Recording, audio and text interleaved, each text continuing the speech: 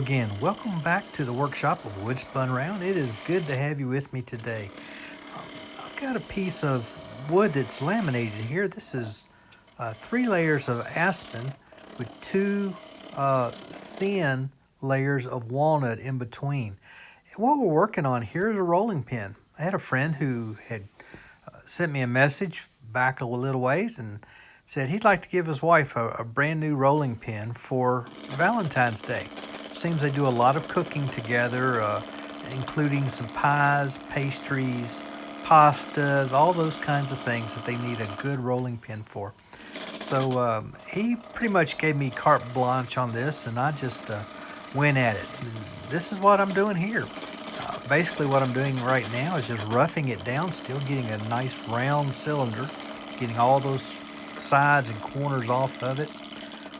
And then I'm going to take a skew and just make it really nice and even end to end. For me, that's important.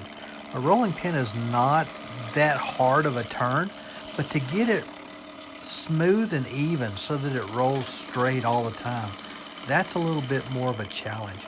And so still using the spindle roughing gouge here, just kind of getting it down to size and getting all the flat spots out of it, all the imperfections out of it. Wood is a natural material and by nature tends to have a little bit of imperfection here and there. And so I'm just kind of working down to solid wood from end to end. Then we're going to get the skew and make it as perfect as possible.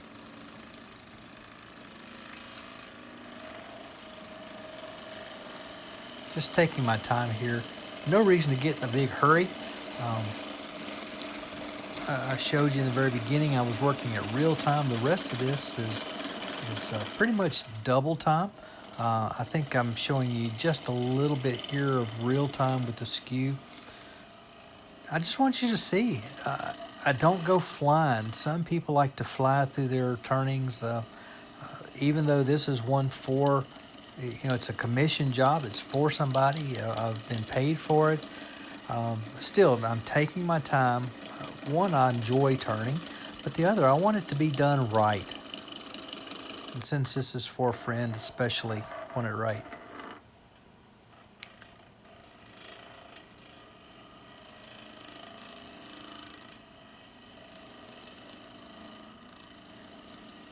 The little tight curly Q ribbons that are coming off of this, it always amazes me how tight they can be when I use the skew. When the skew's nice and sharp, and I'm but floating the bevel across the wood, those curls come off and they're really tight. It's pretty amazing stuff.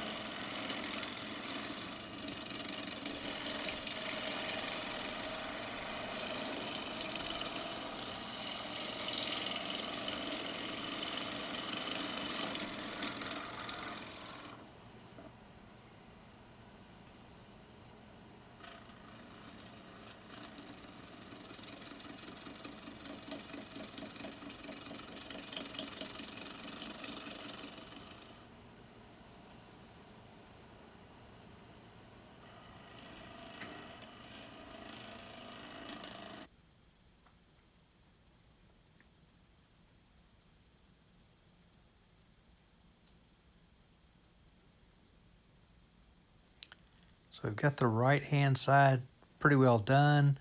Left hand side, it's time to get busy on it. Get it down to size. See that mark of delineation kind of in the middle there. That's where I took the right side down to size. Now I'm that left hand side. As soon as we get it down to size, then we'll worry about the two ends.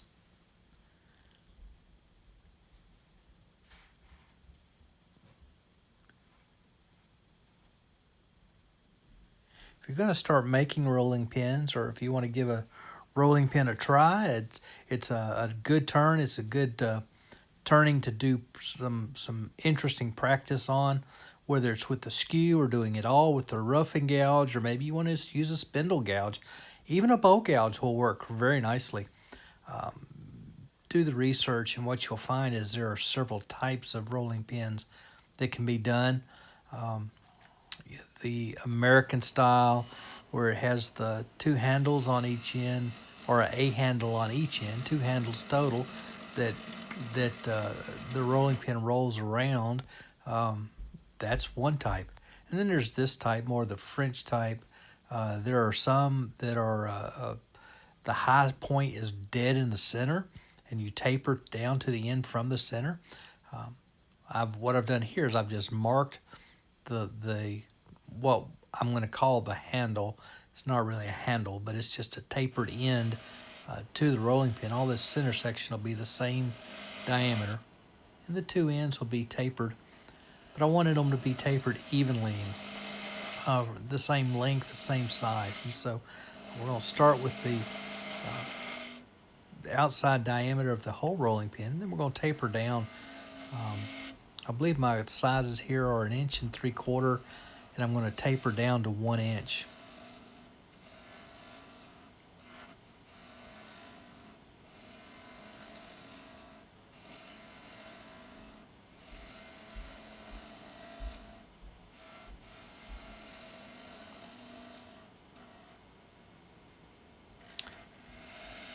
I'm going to back up on myself just a little bit. What I've done is turn the entire piece to a 2-inch blank, and then I'm going to take it down to the 1 3/4. That's why I've got the step on that right hand side, and then I'm taking it down to the end.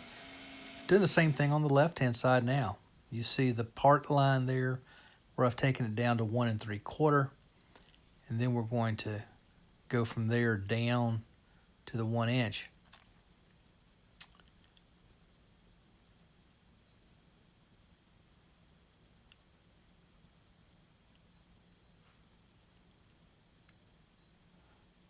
I'm not going to leave that center part at the 2-inch mark though. We're going to come back and make it an even 1 3/4 from end to end.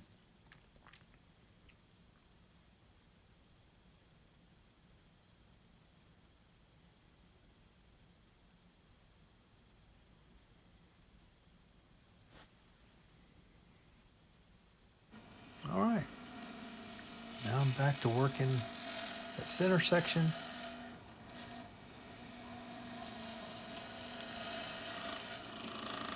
I guess I should have told you my overall dimension for this, I believe, is uh, with the waist on the two ends, I believe it's 23 inches total. I think my final, if I remember right, my final finished length was 22 inches. My tool rest is nowhere near that long. I believe this is a 12-inch rest, and so I pretty well have to do one side and then the other, like half and half.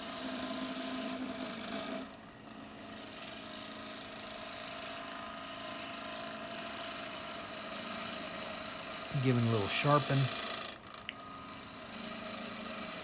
Come back, I'm getting much nicer cuts here.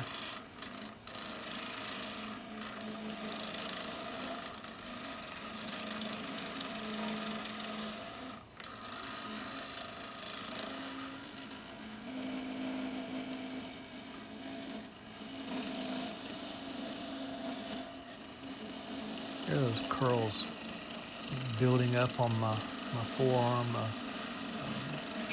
They don't, in some ways they don't look like curls till you look at them closely, and then they really are. There's very tightly wound curls of wood.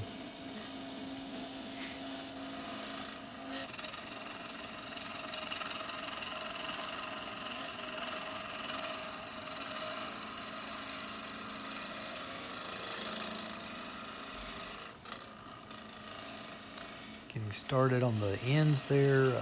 Just want to make like a little V cut and then start a curve over, so it's not just a square end, but it's rolled over.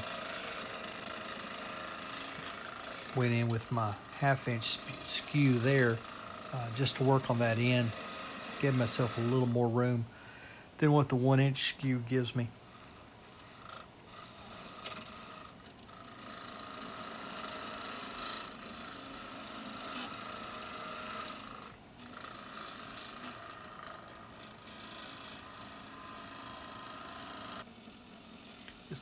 What I'm doing there is feeling up and down the length of the rolling pin, see if I feel any lumps or dips, and just trying to get it as even as I possibly can.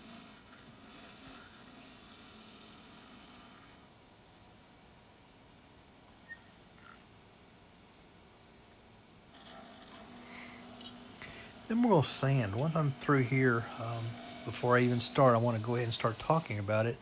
I want to sand this from 80 grit to 320, um, which is kind of my normal sanding procedure.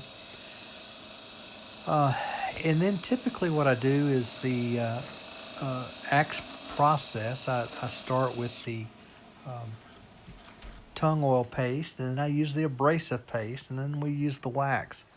I wanted a totally food safe surface. I did not need the wax surface. I didn't want it super shiny. And so what I decided to do after I sanded it, and I'm only going to show you, I think, one grit here, maybe the end of the 320. But anyway, I'm going to use 2 coats of the tung oil paste, and I'll just show you one of those. But it's amazing to me. We'll use the alcohol to clean out the grain and then put the paste on, and you'll be amazed at the beauty of the wood, how it just pops out just immediately as we put the tung oil paste on. Put it on, I wait about 20 minutes, buffed it off, let it sit for 12 hours, came back, put another coat on, and again waited about 20 minutes or so, buffed it off, and then allowed that to dry before we shipped it out. Just finishing up here with the 320. You can see all the dust going in the vacuum, the dust collection system. That works tremendously well. And you see just a little color here, but then we do the alcohol. Tremendous. It's not a finish, but it sure gives us an idea what the finish might look like as we get there. The alcohol just cleans the grain. It gives us a nice clean surface to start with. It dries fast. It doesn't take but just a minute. I'm going to turn the lathe on, and I'll use my air compressor to blow some air on it, and you'll be able to see it.